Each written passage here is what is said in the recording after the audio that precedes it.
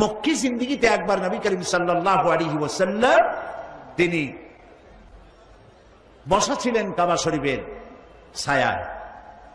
হাদিসটা এভাবে এসেছে, ওয়ান খাব্বাব বিন আল-আরিক রাদিয়াল্লাহু তাআলা আনহু আন্নাহু قال شكونا الى رسول الله صلى الله عليه وسلم وهو متوسد بردة له في ظل الكعبة।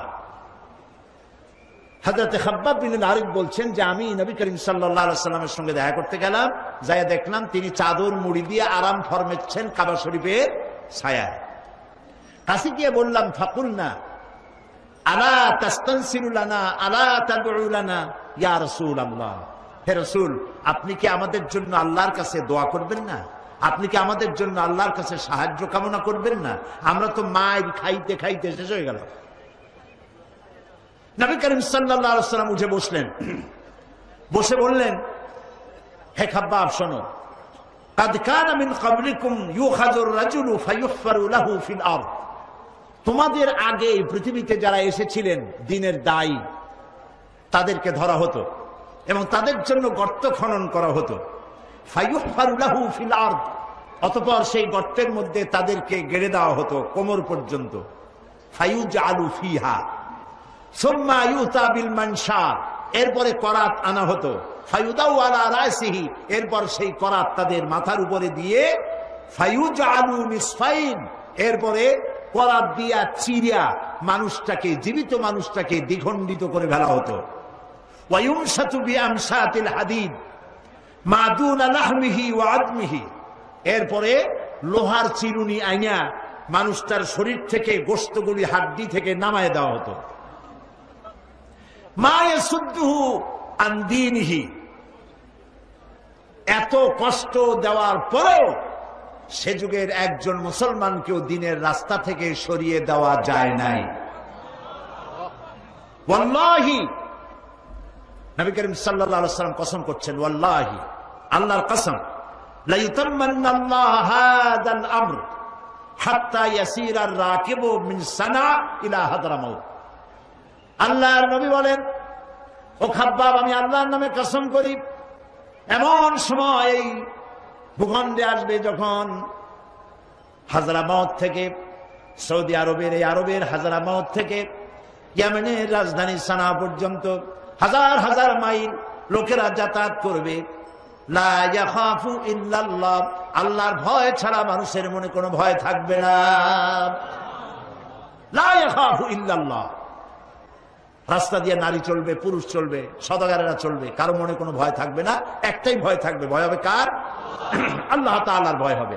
আবিযু আলা গানামি, আরো একটা ভয় থাকবে, সেটা হলো তাদের সাথে যে ভেড়া আছে ওই ভেড়ার উপরে বাঘের আক্রমণের ভয় থাকতে পারে।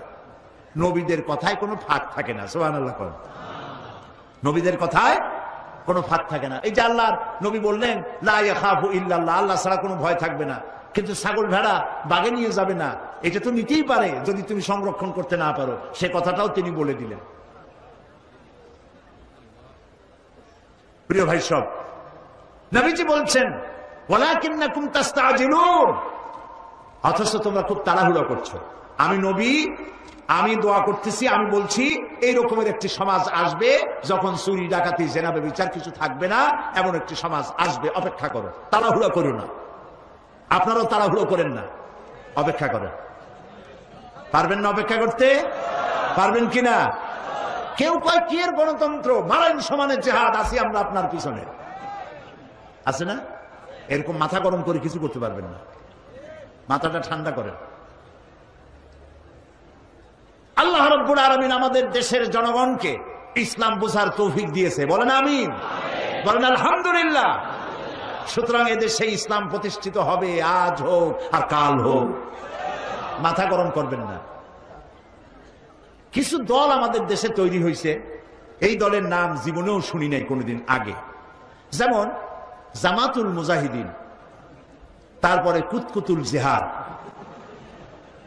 কি নাম? হরকতুল জিহাদ, তারপর লাদেন বাহিনী, তালেবান বাহিনী, হিজবুত তাওহীদ, হিজবুত তাহরীর, পত্রিকার নামগুলি দেখতেছেন না? এই সব নামের সাথে আমার জনগণ, এই দেশের জনগণ কোনো কালেও পরিচিত নয়। এদেরকে আমরা চিনি না, এদের বাপেরও চিনি না, মায়েরও চিনি না, এদের গোষ্ঠী চিনি না।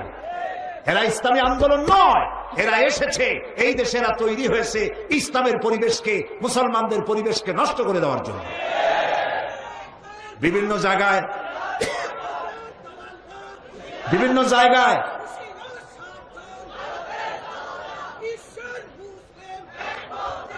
জায়গায় আরে জজবা এমন ওঠা উঠছে, সব জজবা যদি এইখানেই খরচ করেন তো বাইরে যে করবেন কি? প্রিয় ভাই, সব বিভিন্ন জায়গায় মাথায় পাগড়ি বাঁধিয়া, বড় বড় জামা গায়ে দিয়া, এত বড় বড় মেসওয়াক, তারপরে বোমা বানায়, এগুলো আবার পুলিশ যায় ধরে। তারপরে পত্রিকা আসে জামাতুল মুজাহিদিন ধরা পড়ছে। তাহলে আমাদের দেশটাকে একটা সন্ত্রাসী দেশ বানানো হলো তাদের উদ্দেশ্য, ঠিক কিনা? আমাদের দেশে কোনো সন্ত্রাসী নাই, আর কোন গোপন আন্দোলনে ইসলাম বিশ্বাস করে না। সরকার প্রধান এর পক্ষ থেকে কোনো অর্ডার আসার আগ পর্যন্ত জিহাদের প্রস্তুতি নেওয়া জায়েজ নাই। জিহাদের প্রস্তুতি সশস্ত্র যুদ্ধের আহ্বান জানাতে পারে কেবলমাত্র যখন সরকার প্রধান ইসলাম অথবা মুসলমান হবে, তারা যদি জিহাদের জন্য সর্বাত্মক দাওয়াত দেয়, তখনই কেবলমাত্র আন্দোলন করা যাবে, সশস্ত্র যুদ্ধ করা যাবে। এর আগে বোমা বানাইয়া, পিস্তল বানাইয়া ইচ্ছামতো মানুষ খুন করা, এগুলি করে ইসলামের কোনো লাভ নাই, বরং ইসলামের ক্ষতি হবে। এই কাজটি আপনারা করবেন না অতি উৎসাহী হয়ে। গণতন্ত্র হারাম, পার্লামেন্ট হারাম, মেম্বার যারা হয়েছে তারা হারাম, সব মুশরিক, সব কাফের। তো এখানে সবই যদি কাফের হয়, হুজুররা আপনারা এখানে করবেন কি? বিদায় হন। আপনাদের পছন্দ মতো কোনো দেশ থাকলে সেই দেশে চলে যান। গণতন্ত্র হারাম। আব্রাহাম লিঙ্কনের গণতন্ত্র আমরা বিশ্বাস করি না। আমরা বিশ্বাস করি ও আমরুহুম শুরা বাইনাহুমের, আল্লাহর দেওয়া গণতন্ত্রের বিশ্বাস করি। গণতন্ত্র হারাম। তাহলে সরকার বদলের সিস্টেম কি বলো? জবাব দাও। একটা সরকারকে পরিবর্তন করার জন্য, ইচ্ছেমাফিক সরকারকে আনার জন্য সিস্টেম কি? সুতরাং এই সমস্ত কথা বলে মানুষকে বিভ্রান্ত করার কোনো যুক্তিপূর্ণ কারণ নাই। লিফলেট ছড়ানো বন্ধ করো। গণতন্ত্র হারাম বলে মানুষকে বিভ্রান্ত করো না। নাক দিয়া চাপ দিলে দুধ বেরি হয়, এরা আন্দোলন করতে আসছে। আমরা বুড়ো হয়েছি বাতাস খাইয়া। সুতরাং হিজবুত তাওহীদ, হিজবুত তাহরীর, হরকতুল জিহাদ, জামাতুল মুজাহিদিন, এদের যেখানে পান ধরে পুলিশে সোপর্দ করে দিবেন। এরা ইসলামের কোন সহায়ক শক্তি নয়। এরা এই দেশের স্বাধীনতা, সার্বভৌমত্ব এবং ইসলামের দুশমন।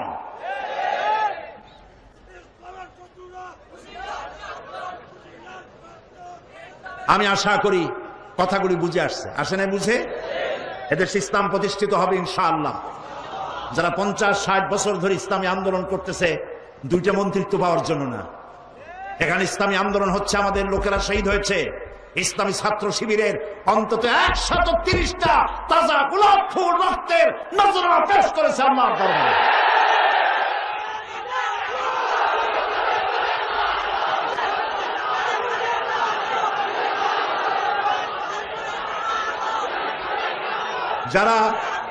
যারা জীবন দিল, রক্ত দিল, যারা জীবন দিল, রক্ত দিল, শহীদ হলো, তারা ইসলাম বোঝে না।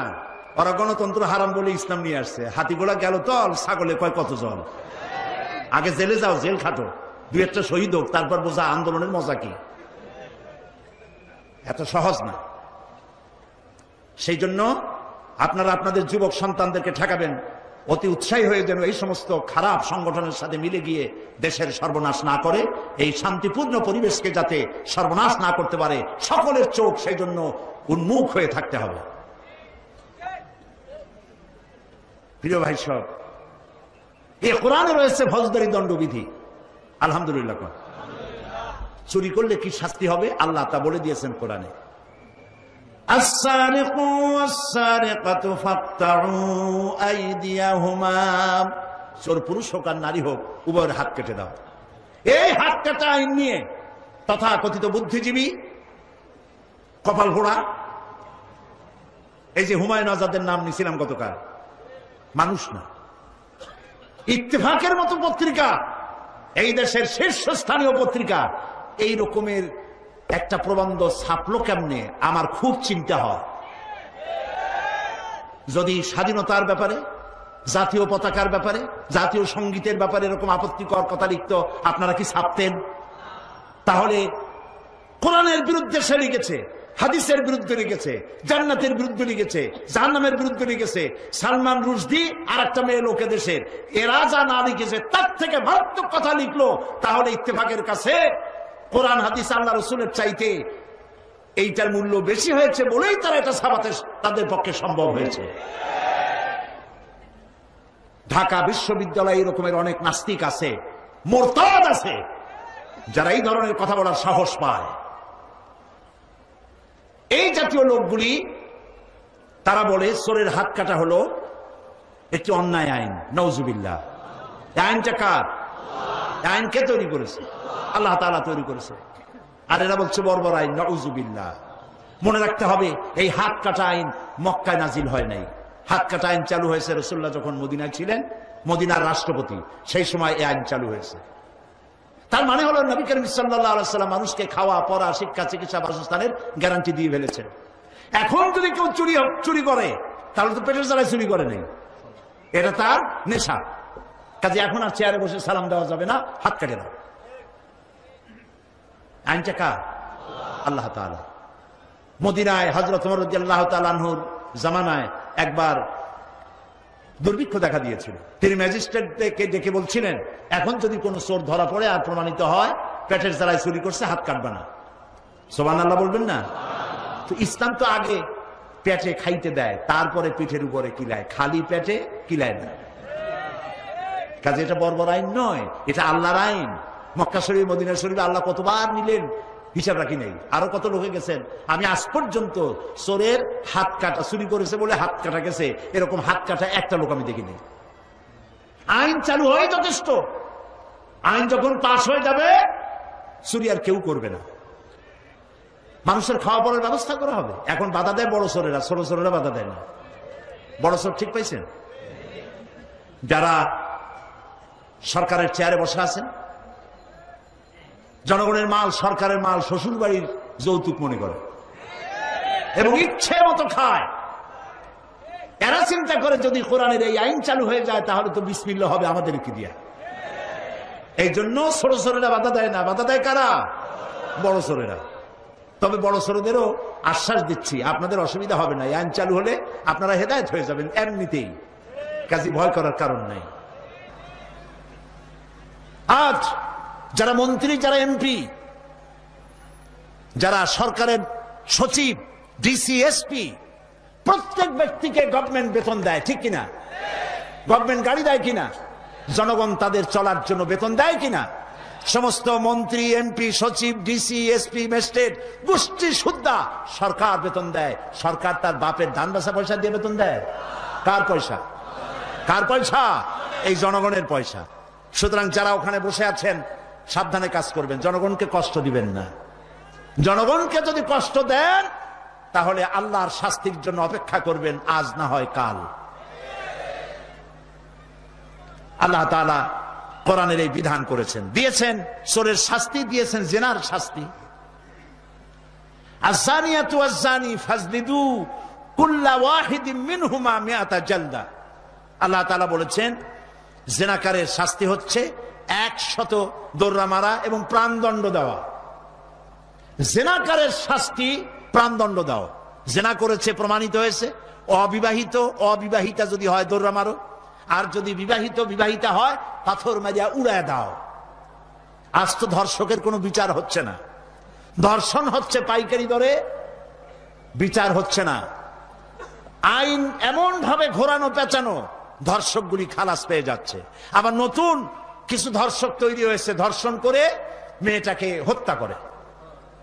নাউজুবিল্লাহ, বলেন নাউজুবিল্লাহ। এগুলো মানুষ না, এগুলো জানোয়ার। মনে রেখো, তুমি যার মেয়ে, যা কারো মেয়ে অথবা কারো বোন অথবা কারো বউকে যদি এইভাবে বেইজ্জত করে থাকো, তোমার বউ, তোমার বোন, তোমার মেয়ে অক্ষত থাকবে না। এই ধরনের তাদের উপরও ধর্ষণ হবে। বলেন নাউজুবিল্লাহ, বলেন নাউজুবিল্লাহ।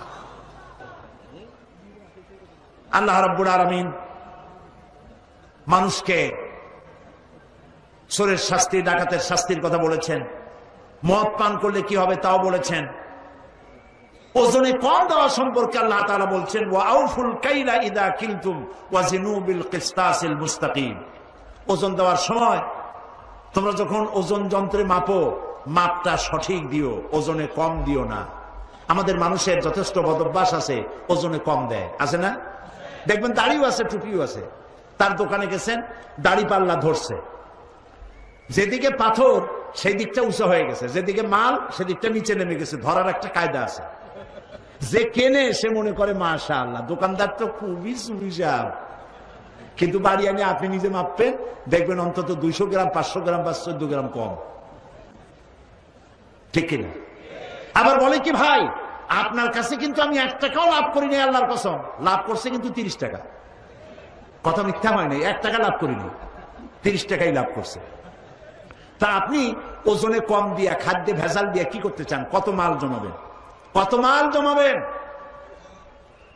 যখন পৃথিবী থেকে বিদায় হবেন তখন কাপড় কয়খান পাবেন বলেন? গ্রুপ অফ ইন্ডাস্ট্রিজের মালিক মারা গেছে, 100 কোটি টাকার মালিক, কয়খান কাপড় পাবে বলেন? আর রিক্সাওয়ালা মারা গেছে, কয়খান কাপড় পাবে? এদেশের প্রেসিডেন্ট সাহেব মারা গেছেন, কয়খান কাপড় পাবে? আর আপনি আমি মরে গেলে আর জায়গা পাবেন কয় হাত? প্রেসিডেন্ট সাহেব পাবে কয় হাত? পরিণতি যখন এই তখন এই ওজনে কম খাদ্য ভেজাল দেন কেন? চাউলের মধ্যে দেয় তুষ, কুড়া, হায় রে আল্লাহ, আরো দেয় পাথর। 2-1 জায়গায় ভাত খাইতে গিয়ে তো মনে হয় যে ডাক্তার নিয়ে খাইতে বসলে ভালো হইতো, দাঁত কয়টা ভাঙবে তার ঠিক নেই। এই যে ভেজাল আপনি দিলেন, এই ভেজাল দিয়ে কয় টাকা কামাই করবেন? আহারে, এত বড় একটা রোজার মাস গেল, মানুষ এটাই ফেলল না, কি কপাল পড়া। আহারে, মানুষের অভ্যাস হলো আরো চাই, আরো চাই, আরো চাই, চাওয়ার কোনো শেষ নাই। আল্লাহ রাব্বুল আলামিনের নবী বলেন লাউ কানা লি ওয়াদিম মিন যাহাবিন লাহাব্বা আন ইয়াকুনা লাহু সানিন, লাউ কানা লি ইবনি আদম ওয়াদিম মিন যাহাবিন লাহাব্বা আন ইয়াকুনা লাহু সানিন। কোন আদম সন্তানকে একটা মাঠ ভর্তি করে যদি স্বর্ণ দেওয়া হয়, সে বলবে আহারে, প্যারেড ময়দানটা ভরিয়া যদি আরো সোনা দেওয়া হইতো। নবীজি বলেন ওয়ালা ইয়ামলাউ জাওফু ইবনু আদামা ইল্লা তুরাব। আল্লাহর নবী বলেন আদম সন্তানের পেট কবরের মাটি ছাড়া কিছুতে ভরবে না। মানুষ শুধু আরো চাই, আরো পাই, এগুলির জন্য মানুষ প্রতিযোগিতা করতে থাকে। প্রিয় ভাই সব, সুতরাং আমাদেরকে যারা ব্যবসা করেন ওজনে কম দেবেন না, খাদ্যে ভেজাল দেবেন না। মনে থাকবে ভাই, মনে থাকবে? আল্লাহ যেন মনে রাখান, আমরা বলি আমিন। অশ্লীলতা আজ আমাদের দেশের মধ্যে ছড়িয়ে গেছে। কোরআনে সব কথা আছে, সুবহানাল্লাহ বলে, কোরআনের মধ্যে সব বলা আছে। অশ্লীলতা আজ শহরে বন্দরে সর্বত্র রন্ধ্রে রন্ধ্রে ছড়িয়ে গেছে। মহান আল্লাহ রাব্বুল আলামিন বলেন قل إنما حرم ربي الفواحش ما ظهر منها وما بطن। হে নবী, আপনি বলুন আমার প্রভু নিঃসন্দেহে সকল প্রকারের গোপন এবং প্রকাশ্য অশ্লীলতাকে নিষিদ্ধ ঘোষণা করেছে। আমাদের দেশে অশ্লীলতা আছে না নাই? আছে কিনা? আমাদের দেশে অশ্লীলতার নানা ধরন। এক ধরন হলো নারীর সৌন্দর্য প্রতিযোগিতা। বিভিন্ন সাবানের কোম্পানির নাম করে সৌন্দর্য প্রতিযোগিতা হচ্ছে। অন্যান্য দেশে যে সুন্দরী প্রতিযোগিতা হয় ওই রকম বাংলাদেশে এখনো করতে সাহস পায় নাই। কারণ একবার আমি পল্টনে বলেছিলাম যেই সুন্দরী প্রতিযোগিতা যারা করবে, যদি আমাদের এই বক্তব্যের পর যদি এটা বন্ধ না করে, তাহলে এর বিচারকরা রাস্তায় নামলে পরে তাদেরকে রাস্তার উপরেই উত্তম ভাবে মেহমানদারি করা হবে। তো তারা এটা বন্ধ করে দিয়েছিল। যারাই সুন্দরী প্রতিযোগিতা বিচারক হয়, আমি চিন্তা করে পাই না যে এরাও মানুষ নাকি। নারীর সৌন্দর্য মাপজোক করা এবং এই সৌন্দর্যের ভিত্তিতে ফার্স্ট, সেকেন্ড, থার্ড বানানো, এদেরকে সুন্দরী প্রতিযোগিতায় নারীর যেসব অঙ্গ প্রত্যঙ্গ মাপা হয়, মাপজোক করা হয়, তা কেবলমাত্র শয়তানের পক্ষেই সম্ভব, মানুষের পক্ষে সম্ভব না। যেসব বিচারকরা সুন্দরী প্রতিযোগিতা করেন তারা কি তার মেয়ের ওই সব জায়গা দেখতে পারবে, তার বোনের? তাহলে পরের মেয়েকে নিজের মেয়ের মতো মায়ের মতো মনে করতে পারো না কেন? এই জন্য সুন্দরী প্রতিযোগিতা যারা করে তারা শয়তান। বিভিন্ন জায়গায় সাবানের পত্র পত্রিকার একটু একটু সহায় যাচ্ছে তারা, যে দেখি যেহেতু বিভাগীয় পর্যায়ে হচ্ছে, জেলা পর্যায়ে হচ্ছে, মুসলমানদেরকে শোইবার জন্য একটা ব্যবস্থা করতেছে, শুয়ে শুয়ে তারপরে দেশব্যাপী সুন্দরী প্রতিযোগিতা হবে। আমি আপনাদেরকে বলে গেলাম, সুন্দরী প্রতিযোগিতা কোথাও যদি হয় ডিসিএসপির অফিস ঘেরাও করবেন। সুন্দরী প্রতিযোগিতা হতে দেওয়া হবে না, হবে না, হবে না।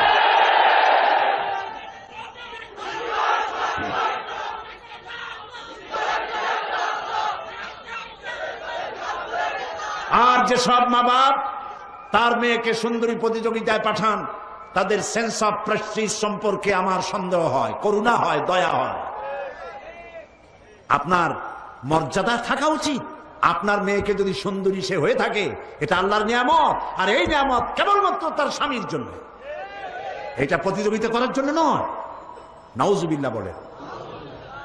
ইহুদি খ্রিস্টান এরাই মুসলমানদের মধ্যে, এরা বাংলাদেশ পৃথিবীর দ্বিতীয় বৃহত্তম মুসলিম দেশ, নারীর সৌন্দর্য প্রতিযোগিতা হতে পারে না, পারে না।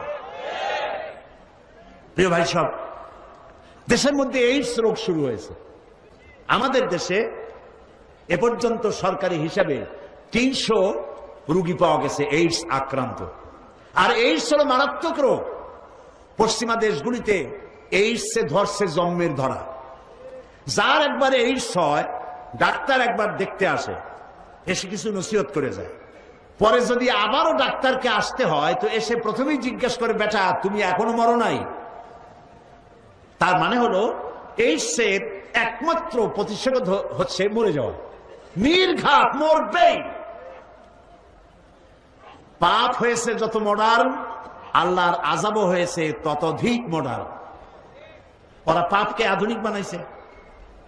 আগে তো জেনা ব্যভিচার হতো পুরুষে আর নারীতে, এখন এটা হয় পুরুষে পুরুষে, নারীতে নারীতে। ইউরোপ আমেরিকায় মেয়েরা মেয়েদেরকে বিয়ে করা জায়েজ, পার্লামেন্টে পাস করছে তারা। এই যে বুশ,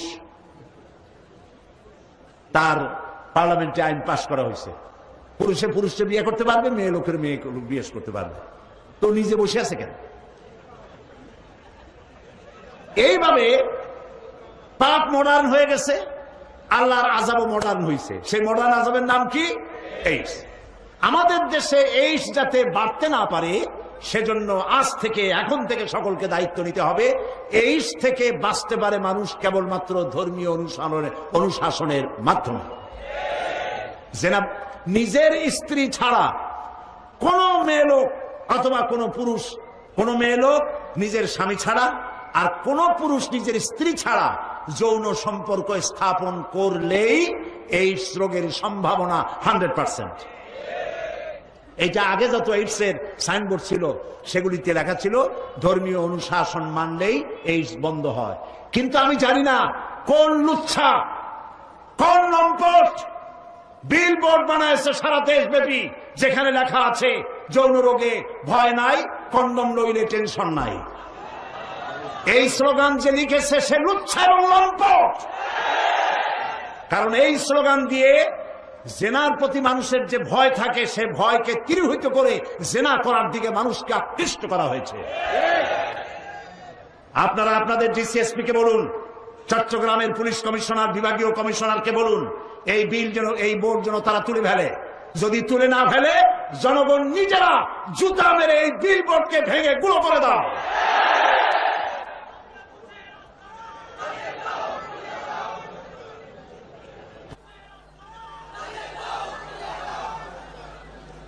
প্রিয় ভাই সব, অশ্লীলতার প্রচার প্রসার ইসলাম বন্ধ করে দিয়েছে। অশ্লীলতার প্রচার প্রসার যত বেশি হবে, জেনা ব্যভিচার তত বেশি হবে, ঠিক কিনা? সুতরাং এই জেনা ব্যভিচার বন্ধ করার জন্য ইসলাম মানুষকে এ কথাগুলি বলে দিয়েছে। অশ্লীলতা বন্ধ করতে হবে, অশ্লীল গান বাজনা, তারপরে ডিশ এন্টিনার মাধ্যমে হাবিজাবি ছবি এগুলি দেখানো বন্ধ করতে হবে। বিবাহ সহজ করুন, অশ্লীলতা বন্ধ করুন, জেনা ব্যভিচার ধর্ষণ এমনি কমে যাবে। আলহামদুলিল্লাহ বলে। প্রিয় ভাই সব, এইভাবে করে আল্লাহ রাব্বুল আলামিন কোরআন প্রবর্তিত সমাজের মধ্যে মানুষের জীবনে নিরাপত্তা দিয়েছে, সম্মানের নিরাপত্তা দিয়েছে, ব্যক্তি স্বাতন্ত্র্য এবং প্রাইভেসি দিয়েছে, পরধর্ম সহিষ্ণুতা দিয়েছে। অন্য ধর্মের প্রতি সহিষ্ণুতা এই পৃথিবীতে কাদের বেশি বলেন? বলেন। আল্লাহ রাব্বুল আলামিন বলেন, ওয়ালা তাসুব্বুল্লাযীনা ইয়াদউনা মিন দুনিল্লাহ। আল্লাহ তাআলা বলেন, তারা আল্লাহকে বাদ দিয়া যাদেরকে ডাকে তাদেরকে গালি দিও না। কারো দেবতা, কারো ভগবান, এদেরকে খবরদার গালাগালি করো না, আল্লাহ নিষেধ করেছেন। কারো মন্দির ভেঙো না, কারো প্যাগোডা ভেঙো না, কারো গুরুদুয়ারা ভেঙো না, আল্লাহ নিষেধ করেছেন। আমাদের দেশে সাম্প্রদায়িক সম্প্রীতি সব থেকে বেশি, আলহামদুলিল্লাহ বলেন। কিন্তু একটি দল রাত দিন খাইয়া না খাইয়া তাদের কাজ হলো বাংলাদেশে এবং বাংলাদেশের বাইরে আমাদের দেশে সাম্প্রদায়িক সম্প্রীতি নাই এই কথাটা ছড়িয়ে বেড়াচ্ছে তারা। আপনারা কি চিনছেন হুজুরদের? আমি আর বললাম না তারা কারা। এদের কাজটাই হলো সাম্প্রদায়িক সম্প্রীতি। মুসলমান যদি পার্লামেন্টে আমাদের বলা হলো ইরাকের জন্য দোয়া করতে, মনে আছে না আপনাদের? পার্লামেন্টে আমাকে ইরাকের জন্য দোয়া করতে বলা হলো, তারা বললেন দোয়া করেন। তা আমি তো পার্লামেন্ট ইরাকের জন্য সব জায়গায় দোয়া করেছি, কেঁদে কেঁদে দোয়া করেছি, লক্ষ লক্ষ মানুষ নিয়ে দোয়া করেছি। আমি তাদের কথায় দোয়া করিনি। আমি বলেছি, আল্লাহ মুসলমানেরা যত জায়গায় বিপদে আছে, মুসিবতে আছে, তাদের তুমি সাহায্য করো। তো পৃথিবীতে যত জায়গায় মুসলমান বিপদে আছে, ইরাক কি বাদ পড়ছে? বাদ পড়ে না। এটা ছিল তাদের একটি রাজনৈতিক দোয়া। আমি পরবর্তী সময় পার্লামেন্টে বলেছি, গুজরাটের রাজধানী আহমেদাবাদে যখন মুসলমানদের বাড়িঘর পোড়ানো হচ্ছিল, হাজার হাজার মুসলমানকে জবাই করা হচ্ছিল, তখন এই পার্লামেন্ট চলছিল। তখন তো তারা বলেন নাই ভারতে মুসলমান মারতেছে তাদের জন্য দোয়া করেন, আজকে ইরাকের জন্য এত দয়া কেন? কাজী ডাল মে কুছ কালা হ্যায়, মতলব বাস। মুসলমানদের হাজারো বাড়ি যদি পুড়ে যায় দেখতে আসবে না, যদি অমুসলিমের বাড়িতে একটা ঢিলা পড়ছে কেমনে কি গোষ্ঠী শুদ্ধ আয়সা মরবে না বাঁচবে জিজ্ঞাসা করতে পারে না। এটি হলো ধর্মনিরপেক্ষ মতবাদ। গতকাল তো বলছি, মনে আছে না? এই ধর্মনিরপেক্ষ মতবাদের জন্য তারা নারায়ে তাকবীর আল্লাহু আকবার বাদ দিয়েছে, সব স্লোগান দেয় কিন্তু আল্লাহু আকবার বলে না, ঠিক কিনা? আল্লাহ তাআলা তাদেরকে এগুলি বোঝার তৌফিক দান করুন, আমরা বলি আমিন। সবাই বলেন আমিন। এখন ইসলাম মুসলমানরা যেন অর্থনৈতিক দিক থেকে তারা যেন নিজ পায়ে দাঁড়াতে পারে, সেই জন্য আল্লাহ তাআলা কোরআনে কারীমের মধ্যে বলে দিয়েছেন, তোমাদের ধন সম্পদগুলি যেন তোমাদের ধনীদের মধ্যে পুঞ্জীভূত হয়ে না থাকে, এটা যেন ছড়িয়ে যায় সদকা, যাকাত, ফিতরা ইত্যাদির আকারে সর্বত্র যেন ছড়িয়ে পড়ে। আর বেকার থেকো না, কাজ করো। আল্লাহ রাব্বুল আলামিন বলেন, فَإِذَا قُضِيَتِ الصَّلَاةُ فَانْتَشِرُوا فِي الْأَرْضِ وَابْتَغُوا مِنْ فَضْلِ اللَّهِ। যখন ফরজ নামাজ আদায় হয়ে গেল, নামাজ যখন শেষ হয়ে গেল, বসে থেকো না, বেরিয়ে যাও। ওয়াবতাগু মিন ফাদলিল্লাহ, আমার অনুগ্রহ অনুসন্ধান করো, পৃথিবীর চতুর্দিকে ছড়িয়ে যাও। কল কারখানা, ক্ষেত খামার, অফিস আদালত সর্বত্র যাও, কাজ করো। আমার তোমার জন্য যে রুজি ছড়িয়ে রেখেছি তা তুমি সন্ধান করে নাও। সুবহানাল্লাহ বলবেন না? তার মানে আপনি যেন বসে না থাকেন, আপনি যেন কাজ করেন। সকলকে কাজ করতে হবে। আমাদের দেশে কাজ করাকে লজ্জা মনে করে। প্রিয় ভাই সব, লজ্জা শুধুমাত্র চুরিতে, ডাকাতিতে, চাঁদাবাজিতে, মাস্তানিতে, সন্ত্রাসীতে লজ্জা, কাজে কোনো লজ্জা নাই। যদি জুতা পালিশ করেও খাওয়া লাগে তাও কাজ করুন, জমিনে হাল চাষ করা লাগে তাও করুন, রিক্সা চালানো লাগে তাও করুন, তবুও বাপের আর শ্বশুরের ঘাড়ের বোঝা হইয়া সিন্দাবাদের দৈত্য হয়ে বসে থাকেন না। কাজ করে খান, কাজ করে খাওয়ার মধ্যেই মর্যাদা, ঠিক কিনা? ওমর রাদিয়াল্লাহু তাআলা আনহু একদিন দেখলেন মসজিদে নববীর ভেতরে কিছু লোক বসা, ফজরে বসা, জোহরেও তারা, আসরেও তারা, মাগরিবেও তারা, এশায়ও তারা। এশার নামাজের পর তিনি তাদের প্রশ্ন করলেন, তোমরা কারা? বললো যে আমরা এখানে অমুক এলাকা থেকে আসছি, এখানে করো কি? তাই আমরা আল্লাহর জিকির আজকার করি, ইবাদত করি, নামাজ পড়ি। তা তোমরা খাওটাও কি? এখানে সারাক্ষণ বসে আছো। 24 ঘন্টা এখানে বসা খাও কি? যে কিছু লোক আমরা আল্লাহর জিকির আজগার করি বলে রান্না বান্না করে আমাদের খাওয়াই দিয়ে যায়। ওমর রাদিয়াল্লাহু তাআলা আনহু বললেন, তাহলে তো তোমার চাইতে, তোমাদের চাইতে ওই লোকগুলি 1000 গুণে ভালো যারা নিজেরা কামাই করে রান্না করে এনে তোমাদের মতো অলসদের খাওয়ায়। শোনো, আগামীকাল ফজরের নামাজের পর যদি এই মসজিদে এইখানে বসা দেখি, ব্যাট মেরে মসজিদ থেকে বার করে দেবো। কাজ করে খেতে হবে, বেকার থাকা যাবে না। বেকারত্ব দূর করার জন্য সরকারের পক্ষ থেকে আছে যুব উন্নয়ন কেন্দ্র, আছে হাঁস মুরগির খামার, মৎস্য পালন, আছে না এগুলো? আরে ভাই কথা কন না কেন, আছে না? তো তুমি বিএ পাস করছে, এমএ পাস করছে, বসে আছো কেন শ্বশুর বাড়ির যৌতুকের জন্য? যুব উন্নয়ন কেন্দ্রে যাও, ট্রেনিং দাও, তোমার বন্ধুরেও নিয়েও যাও। প্রত্যেকেরই কিছু না কিছু খরচ আছে। এই খরচ বাপের কাছে পায় না, বউর কাছে পায় না, শ্বশুর বাড়ি পাও না, তখন একটা পিস্তল নেয় আর গলায় একটা সোনার চেন ঝুলায়, সামনে 3টা বোতাম খোলা রাখে, যাতে করে লোকেরা বোঝে ইনি সন্ত্রাসী নয়, সন্তানের দাদা যান কেবলা। এই অভ্যাস পরিহার করতে হবে, এই অভ্যাস পরিহার করতে হবে। কাজ করতে হবে, প্রত্যেকটি লোককে কাজ করতে হবে, কাজ করে খাও। হাত এইরকম যারা হাত পাইতে নেয়, এই হাতের কোন মর্যাদা নাই আল্লাহর কাছে। মর্যাদা ওই হাতের যে হাত দিয়ে এরকম দেয়। আল্লাহর কাছে দোয়া করতে হবে, আল্লাহ আমি যেন হাতটা এরকম করতে পারি সারা জীবন, বলেন আমি। সমস্ত যুবকদেরকে কাজের প্রেরণা দিচ্ছি আমি। মাহফিলে যত যুবক এসছেন সবই যুবক, আলহামদুলিল্লাহ, বল আলহামদুলিল্লাহ। বুড়াদের যদি হাত তুলতে বলা হয় তা আমার মনে হয় 1% হবে কিনা সন্দেহ। তবে এই 1% থাকা ভালো। বুড়োরা হচ্ছে আমাদের সম্পদ, আলহামদুলিল্লাহ বলে। তারা বহুদর্শী, তারা জ্ঞানী। আর যুবক দিয়ে মান ভরা, তাও আলহামদুলিল্লাহ খবর না আমরা। প্রিয় ভাই সব, এই যুবকদেরকে, যুব শক্তিকে কাজে লাগাবার জন্য প্রত্যেক ব্যক্তি, আমি আরো বলবো যে বিবাহ করার আগে অন্তত প্রত্যেকেই যেন কোনো কাজ গোছায় না। যৌবন যদি যৌবন কাল এসেছে, বিয়ে হচ্ছে না, রোজা রাখো আর একটা কাজ নাও, তারপরে বিয়ে করিয়া তারপরে যা হয় হবে। আগে একটা কাজ হাতে নেওয়া প্রয়োজন, তা না হলে বাপ মার উপরে বোঝা হয়ে যায়।